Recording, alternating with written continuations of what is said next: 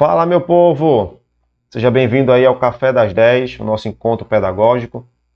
Essa parte do nosso canal aqui, você que acompanha o nosso canal, que tem sido aí um colaborador ativo, essa parte do nosso canal é voltado para os meus colegas professores, para você que é professor, que quer desenvolver e aprender, e a gente compartilhar aqui, trocar uma interação. Então, essa programação aqui do canal é voltada para a área da educação. O nosso canal tem um foco em liderança e educação, com desenvolvimento e crescimento pessoal, focado em liderança em sala de aula, o segmento educacional. Então, quando a gente fala de liderança em sala de aula, essa capacitação aqui para professores é justamente entendendo que a figura do professor em sala de aula não se reduz apenas a alguém que está reverberando o conteúdo ou que está simplesmente explicando uma disciplina ou qualquer outra coisa. A figura do professor em sala de aula é uma figura de liderança, é uma figura de representatividade, é uma figura que tem presença e tem atitude em sala de aula, a famosa presença de palco. Por isso, os outros vídeos que você pode acompanhar aqui no canal, a gente tem uma sequência legal de assuntos sobre a parte de liderança aplicada à sala de aula, mas hoje a gente quer falar, e eu quero falar com você, sobre a prática da leitura. O nosso último encontro no Café das 10 foi sobre a questão da busca do conhecimento. O professor focado ali no estudo, a busca do conhecimento. E agora eu quero falar sobre a leitura. O professor é fundamental que ele estude cada aula antes de aplicar a aula, mesmo que ele já tenha aplicado aquela disciplina 10, 15, 20, 100 vezes. É sempre importante estudar o material, porque no estudo você vai verificar atualizações, você vai verificar o que foi modificado, você vai entender se há alguma alteração de relevância. E quando a gente fala da leitura, a leitura aqui a gente está falando de um âmbito geral, de um ponto de vista mais amplo. Não necessariamente a leitura para o estudo, mas também a leitura para o estudo. Então, quando nós falamos de leitura, estamos falando da interpretação do pensamento que é expresso por símbolos da escrita e que tem correlação com a vivência e a afetividade do leitor. Então, a leitura em si é simplesmente você pegar algo e passar a ler aquele conteúdo, interpretando de acordo com os símbolos da nossa língua, a língua portuguesa, verificando as palavras, o que é, e o significado daquilo. O que eu quero deixar claro é que essa prática da leitura é para ampliar a bagagem de conhecimento do professor, no critério de atualização. Então, é através da leitura que adquirimos o conhecimento, informação e cultura. O professor ele não tem que ler apenas aquilo que ele vai ensinar. Ele não tem que ler apenas aquilo que ele vai ministrar. Ele precisa de cultura, ele precisa de informação, ele precisa de conhecimento global.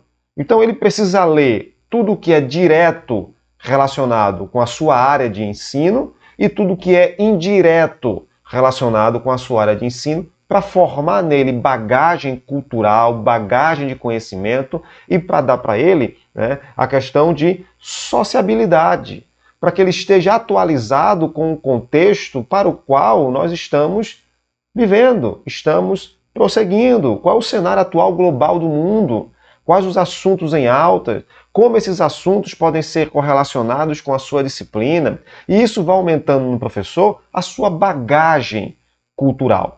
Então, é inadmissível um professor que não goste de ler. É inadmissível. O professor que não estuda, ele enrola em sala de aula. O professor que não lê, ele é muito fácil de ser desmascarado, porque ele não tem cultura e bagagem para trazer uma resposta, para trazer um contexto, para exemplificar, para ampliar o vocabulário dos alunos, para dar uma visão holística aos alunos de como aquele assunto ele penetra em outras camadas da sociedade, em outras camadas sociais. Ele se limita apenas àquilo que é de vivência dele, que ele pratica enquanto profissional, quando ele ensina aquilo que ele vive. E muitas vezes o perigo de você ensinar o que você vive dentro de uma empresa ou qualquer outra coisa é que não necessariamente o que a empresa pratica está de acordo com a literatura. Muitas vezes a literatura está muito mais atualizada, muito mais avançada, e a empresa insiste em continuar fazendo de forma equivocada, de forma errada. Então, aquele profissional que é professor também, por não estudar, por não se atualizar, se reduz a reverberar o que ele faz na organização e que muitas vezes está desatualizado. E quando pega um aluno que tem o hábito da leitura, o confronto, né, ele pode rapidamente sair da postura de líder e colocar-se na postura de um chefe arrogante, de um professor sem vocação, enfrentando o aluno e dizendo que a autoridade é ele, porque o professor é ele, porque quem estudou é ele, o profissional é ele.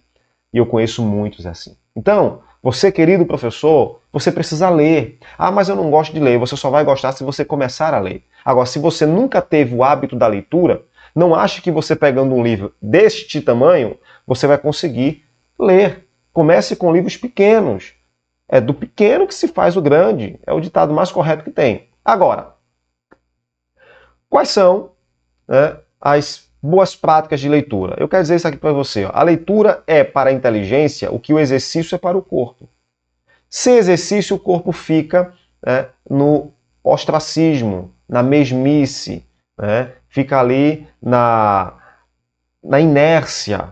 Né, você está no comodismo.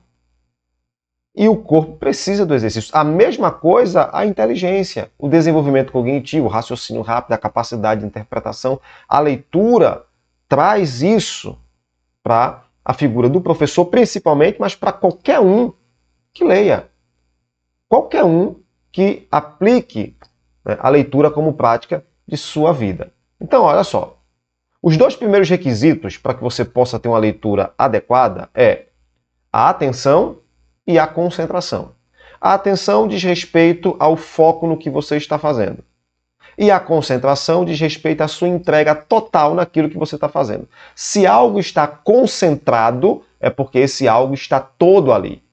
Então eu não posso estar concentrado em alguma coisa com a minha cabeça longe. Não, primeiro eu tenho que ter atenção ao que eu estou lendo. Eu estou lendo isso aqui. Então o meu foco vai estar para cá. Eu não vou olhar nem aqui, nem ali. Então eu vou olhar aqui. E depois a concentração, para que eu esteja totalmente aqui. Os meus pensamentos, os meus sentimentos e as minhas vontades estejam em entender o que eu estou lendo aqui. Por isso, a leitura tem que ter propósito. Você está lendo para quê? Qual o objetivo de ler? O que é que você quer descobrir? O que é que você quer entender? O que é que você quer compreender? Ah, eu vou ler um livro por ler. Não existe isso. Você tem que ter um propósito definido. Então, quando o professor lê coisas de economia, coisas de política, lê algum livro de história, lê alguma questão de ficção científica, né, isso vai dar uma bagagem cultural a ele. Sim, mas toda leitura tem propósito. Eu quero ler porque eu quero descobrir e entender essa história, porque eu vi um filme e quero saber como é que é o livro. E ao mesmo tempo que eu vou lendo, eu vou respeitando cada assunto, porque cada assunto tem um tempo e uma velocidade. Você não vai pegar um livro de liderança, ler na mesma velocidade que você vai pegar um livro, por exemplo, de ciência política, um livro de filosofia, vai requerer de você mais atenção, mais calma, mais paciência para entender o conteúdo. Você precisa entender o que está lendo, um dicionário do lado. Hoje, com a inteligência artificial, hoje com o Google e outras coisas, uma palavra que você não entendeu, bota lá o significado. Você vai entender o contexto daquilo ali. Né? Não existe texto sem contexto. Outra coisa, avaliar o que está lendo. Você precisa passar uma visão de cima e dizer: o que isso aqui quer falar? Qual é a minha visão em relação a isso?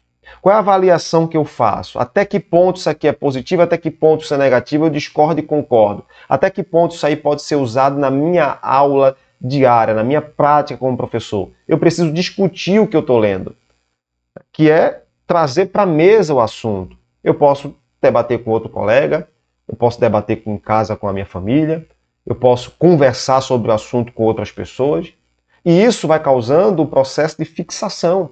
Eu vou compreendendo, eu vou entendendo. E, principalmente, aplicar o que se lê. Você entendeu, você avaliou, você discutiu, agora você precisa aplicar. Aplicar tem a ver com praticar o que você está lendo.